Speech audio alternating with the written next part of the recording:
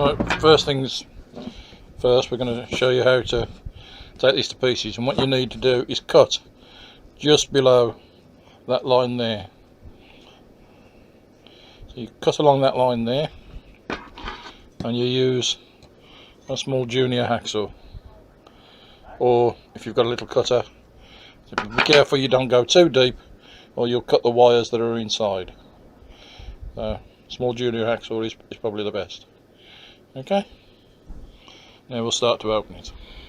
Right, when you've cut round the box and you lift it off, try and do a better job than I did.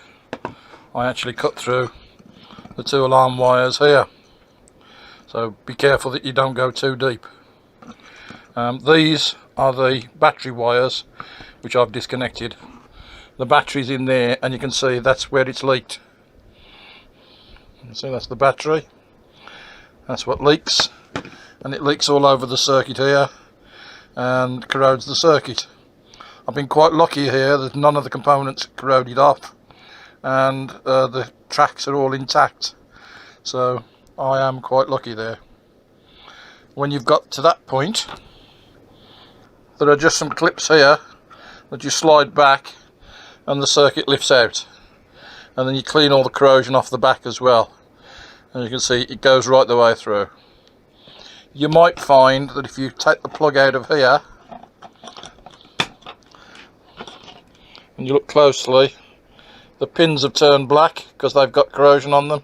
They want cleaning as well in there, because the stuff tends to follow down the wires and go into it. I don't know why they did it in this way in the first place.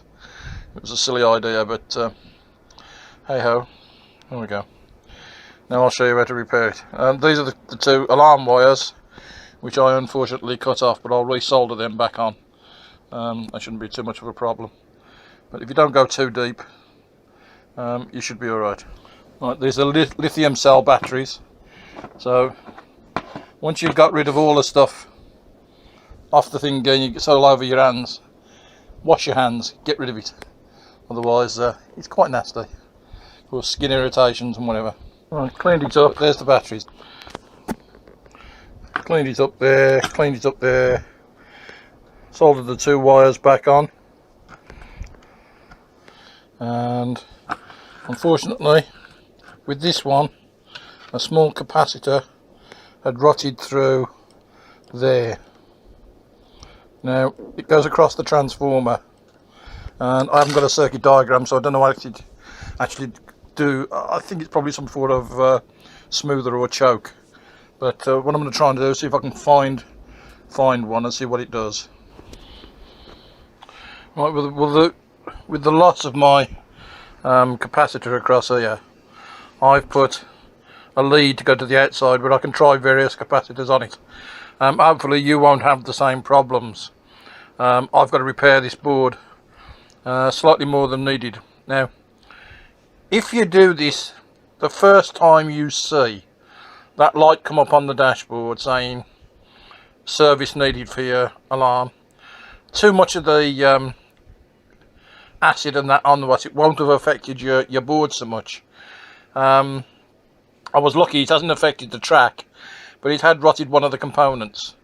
So you know, you've got to sort of look around to see which components, if any, are loose, touching them extremely carefully. I've soldered a wire back onto the positions where they came and then taken them out, and I can take this outside of the case now and try various capacitors on it to see if I can get it working. If I can't, I shall just replace the unit. But I'm not going to put it back under the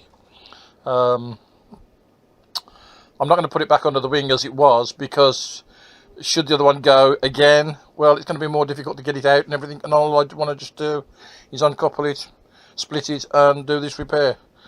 But there we go. Let's see how we go from there. I also found the best way of cleaning that plug, there, was to take that off completely and then get a little file and just rub the pins and clean it. So then I can just attach my two wires to the outside then for the battery, and I'll show you how I do that. all back together again. What I did, I glued along the seam, and then I took my soldering iron and ran it along the seam to seal it all the way around, and I've made it sealed. Now what I'm going to do as well, I'm going to put some silicone in there to make it waterproof. Not to forget to put some silicone in there, because it's gone deeper with the cut to where the bolt goes in, so you'll need to fill that bit there to stop the water getting in there, and that side, because there'll be a hole there and there'll be a hole in there, so you'll need to bung some silicone in there to stop it from leaking. But there you go.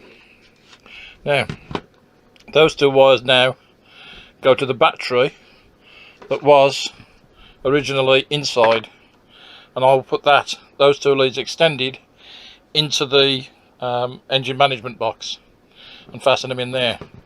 For me, these two wires here are just to put caps on, so that I can get it working with which cap it was that came off it, and what value. Hopefully yours won't be in such a bad condition as mine, and you'll be able to just change the battery connections at the back, put the battery in another position, and what's it now. From here now I'll find out what battery it is and how to fit it. Right, now I've got to find out for sure what value these little batteries are. There were 3 of them in series, and the best thing to do is, from my mind, I've soldered 2 wires, one each side, positive and negative, and I'm going to charge it with a 5-volt supply, and then take a reading when it's charged and see what I get. Then just it's a multiple of 3, and that's the voltage that I should apply to the plug. So we'll see what we get. Well, the alarm's back in, and we've just got to bolt that down. I found a camcorder battery, 7.2 volts at 1000 milliamp hour, and I use that. It's a good tough battery, and it sat quite nicely in the ECU management bay, so that's nice and firm in there. The lead's attached to the alarm, and the plug's back in the back of the socket, so now we're about to try it. I've got the top back on. I've cut a little slot in the side here to allow the cable to come out, so that's come back out straight, and now we've got to go in the car and see whether that service light comes on when we start the car. Oh, there we go. You can see there's the computer. I don't know whether you'll see it with this camera in this light. We'll see if we can zoom in a bit. Come back down a bit. Okay.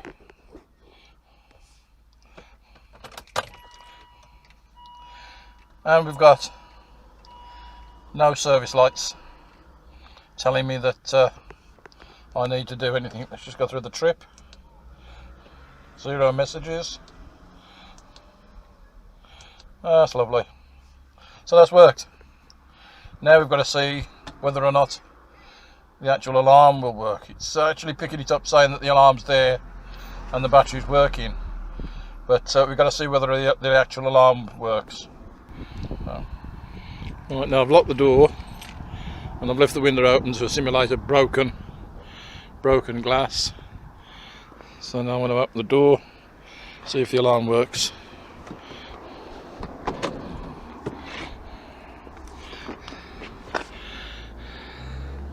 So not. So that capacitor, I've got more damage to mine than I thought. Okay, well I'm going to check also now the ECU and see if it's shown any faults. I've got this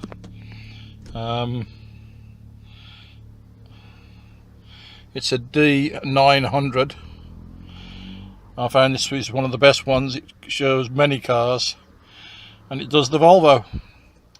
This is the version 2012. We're plugged into the ECU and it's picked up the Volvo straight away. So we press enter. New scan. Enter.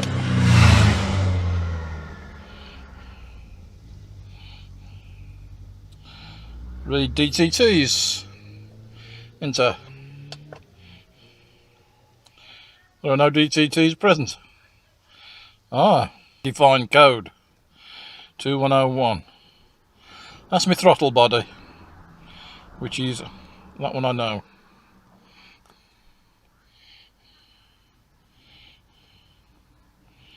Have we got any more?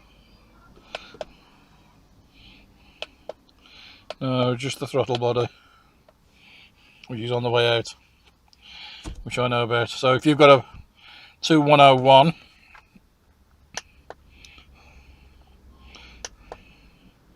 undefined, or what's it, you know, your throttle body is on the way out. Mine's been doing that for about 2 years and doesn't give me any real problems, so it's not a lot to worry about. If it starts hunting, then you've got to change it. But the alarm problem is fixed. Now I've still got let's have a look.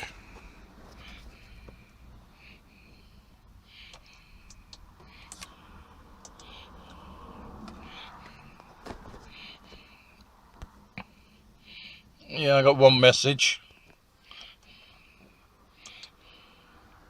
Engine system, and we know that's the P2101, so it's nothing to do with the alarm.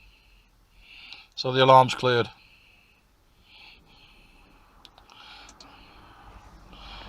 I think my next video is going to be how to get rid of that code. But this one will do it. If I go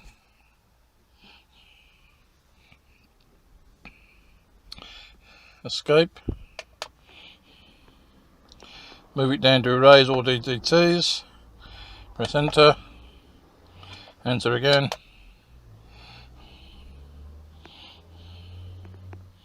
erase is successful, escape, back up, read DTTs, no DTs are present. So, a success. Thank you. If you liked the video, please subscribe and put any comments in the box below, and like please, it does help. Thank you.